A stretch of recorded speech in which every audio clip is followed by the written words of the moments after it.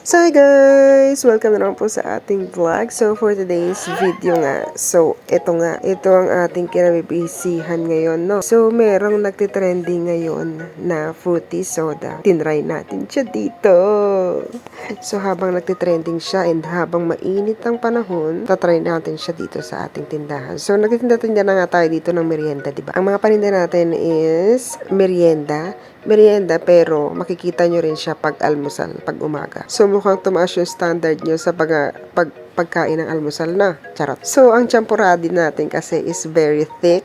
Ano daw? Artinate. Malapot. So malapot kasi yung champurrado natin. So yun kasi yung gustong kinakain ng mga anak ko, yung malapot na champurrado. Tapos maraming gatas. Tapos meron din tayong sopas na creamy sopas. Tapos meron tayong ginatang mais. Tapos meron tayong ding bilo-bilo. Meron tayong fried siomai. Meron tayong dalawang flavor lang. Kasi nung natikman ko yung chicken flavor, hindi siya masarap. Hindi na ako bumili ulit. Kaya dalawang flavor lang yung meron tayo. Yung pork and beef. Tapos sasamahan nyo yan ng ating chili oil na. Nako naman talaga. Ewan ko na lang talaga sa inyo pag maramdaman nyo pa yung mga nguso nyo. Tapos meron tayong palitaw na may keso. So hindi lang siya ordinary palitaw, yung palitaw na lumilitaw lang, wala keso. So nilagyan natin siya ng keso. Ay, sabi ko sa inyo, ang sarap nun. Tapos meron din tayong maha blanca. And ano pa ba? May nakalimutan pa ba ako? Spaghetti. Meron tayong spaghetti. So, ayun. Bali, sa hapon nyo lang matitikman yung niluluto natin, no? Kasi hindi ako pwede sa umaga. Maraming nagtitinda sa umaga. Wag na tayo makipagsabayan sa kanila. Dito tayo sa hapon. Di ba? Sa hapon. So, ayan. Ito na nga. So, may dumating na bumibili ng merienda. So, alas 4 na ito ng hapon. And, ayan. Meron tayong order ng fruit soda at saka coke float. Yung lalaking malaki na yan na nakatayo dyan, coke float ang binibili niyan. Tapos yung mga nandun sa gilid. Ay, at saka yung nasa harapan ko, kumakain na sila ng siomai B. Ang sarap yan, B. Yung nasa gilid niya, champurrado yung kinakain nun. Itong malaking tao na to, coke float yung hinihintay nito. Tignan niya pa yung ginagawa ko, diba? May audience ako. Ito lang yung masarap pag nagtitinda ka, B. Kasi, ito na nga, alam mo ba? Mahal mo na. Ito nga, kasi nga dahil nga nagtitinda tayo, ay hindi ka nalalayo sa chismis. Chismis yun dadating sa'yo. Depende na lang yun kung ikakalat mo. Bahala ka na. So, sa akin naman, bahala sila dyan. Sila yung nagkukwento. So, ayan na nga. Balik na nga tayo dito. Ang dami ko na namang chararat B. Meron tayong coke float dyan. Ayan, B. Yung ice cream na yan, B. Ginagawa ko yan, B. Ako lang. Ay. Ang sarap yan. Dati nung medyo bago-bago. Siguro nagtitinda ako ng fruit soda at saka coke float mga 3 weeks na. 3 weeks or mag 1 month na rin. So, medyo bago-bago pa lang. So, ayan. Nung medyo bago-bago pa lang, ay, sabi ko sa'yo, ang dami ng coke float. Coke float talaga yung mabili. Tapos, nung medyo tumagal-tagal na sila, Ate Joanne, baka meron namang ice cream lang. So, ayun nga, dahil na-request nila, gumawa na rin tayo ng ice cream. So, meron tayong cookies and cream, meron tayong queso flavor, merong vanilla, chocolate, and coffee crumble. O, diba? Ang taray, ang dami ng flavor, no? So, ang nilalagay kong toppings dun sa coke float natin is yung vanilla. So, vanilla flavor. Ako lang gumagawa nun. Gusto mo bang malaman yung recipe? Wag na. Bala ko dyan.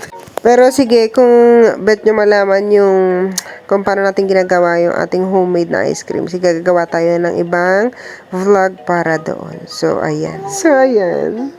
So, hindi sa pagmamayabang, pero tikman mo, B, yung ice cream namin. Ay, hindi ako papahiya sa'yo. Pag hindi masarap, ibabalik ko yung bayad mo. Kung hindi ka masarapan, pero kung maubos mo, doble yung bayad mo. Charot! So, ang dami na naman nating kwento, no? So, ayun na nga. So, merienda nga yung binibenta natin, no? Kaya, ayan, naglalabasan na yung mga tao. Yung bagong dating na naka-topless, sopas ang binibili niyan sa akin. Yung anak niya, gustong-gusto niya yung sopas. And ayan namang isa babaeng naka-stripe is fruit soda yung binibili niyan. Bago pumasok sa trabaho yan or pag-uwi galing trabaho, bumibili yan siya ng mababaon niya or makukutkot niya sa trabaho. So, sa araw-araw na ginagawa mo yung ganito, Diyos ko po, kung yung customer mo ay araw-araw, halos araw-araw bumibili sa'yo, masasanay ka kung ano yung mga binibili nila or kinakain nila and hihintayin mo talaga sila sa araw-araw, no? Kasi hahanap-hanapin mo sila. Yung alam mo kung anong oras yung labas nila, tapos alam mo kung ano yung kakainin nila or bibili nila sa'yo.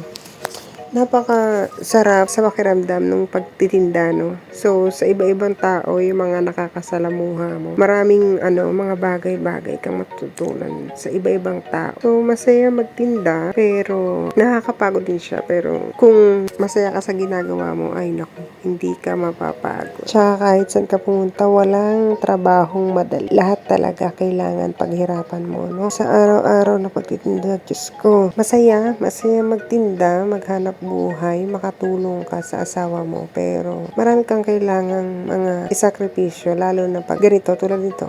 Nagtitinda ako, nag-aalaga ako ng anak ko. So, ayan, pinapakain ko yan siya habang nagtitinda ako. So, yun yung mga kailangan mong isakripisyo. So, tulad yan, gusto mong kumita ng pera or makatulong sa asawa mo, syempre, kailangan mong pagsabayin yung dalawang yun, na maghanap buhay ka and mag-alaga ka ng anak mo. So, hindi mo ako nagreklamo kasi nasanay naman na din ako na araw-araw ginagawa ko to. Mas mahirap kasing tumunganga kang nasa bahay ka lang, naghihintay ka ng padala ng asawa. So, kung maitutulong, kung meron kang kayang itulong sa asawa mo, tulungan mo maghanap buhay. So, kahit papaano, nalalabas ko yung, ang tawag dyan, gastos sa pagkain namin sa araw-araw. So, yun lang is malaking bagay na. So, yung tipong hindi ka na manghihingi pag may kailangan ka, yun. Yung mga bagay na, malaking bagay na nakakatulong sa asawa mo. Yung tipong gustong kumain ng mga bata sa Jollibee, may gustong kainin, hindi mo na kailangan pang ihingi kasi nga, nagtatrabaho ka rin naman. So, no mga oras na to, ayan, medyo umuulan-ulan na. So, ayan. Pero, tuloy pa rin ang merienda, ayan. Maya't maya may dumadating na bumibili, no? Kahit maulan yung panahon. Meron nga mga nagsasabi, bakit daw nagtitinda-tinda pa ako? Nasa abroad naman daw yung asawa ko. Diyos ko Lord, pag kayo yung naka-experience na nasanay na nagtatrabaho, naku po, hindi kayo mapapakali sa bahay. Kahit nasa bahay ako, kung ano-anong ginagawa kong paghahanap buhay to ko noon, kahit nasa bahay lang ako. Mas nakakapagod kasi yung wala kang ginagawa. Tapos magrereklamo kang naiinip ka sa bahay. Wala ka namang ginagawa. Diba? So, ayan, magtinda-tinda tayo. Magbanat-banat ng buto habang malakas-lakas pa. Sige lang ng sige. Malay mo, diba? Yumaman tayo sa pagkaganto-ganito natin, diba? Hindi mo masasabi yung panahon. Darating at darating yung paras. So, ayan, ang dami ko ng kwento, diba? So, ito lang yung araw-araw na buhay natin. Tinda, alaga, tinda, alaga, tinda, alaga. So, paulit-ulit lang. Pero, maganda na yung may routine ka sa araw-araw na buhay mo, no? Hindi yung nakatunganga lang tayo sa bahay, nanonood. Pasarap ng buhay. Pero minsan, kailangan mo rin yun. Lalo pag sobrang pagod ka na. Kaya ako, Sunday talaga is pahinga. Pero mas gusto ko na yung ganito na patinda-tinda ako kaysa nangangamuhan ako. At least ito, kasama ko yung mga anak ko na alagaan ko sila. Hindi ako mag-aalala sa araw-araw. So, ayun lang. Thank you for watching, guys. See you again sa ating next vlog. Bye!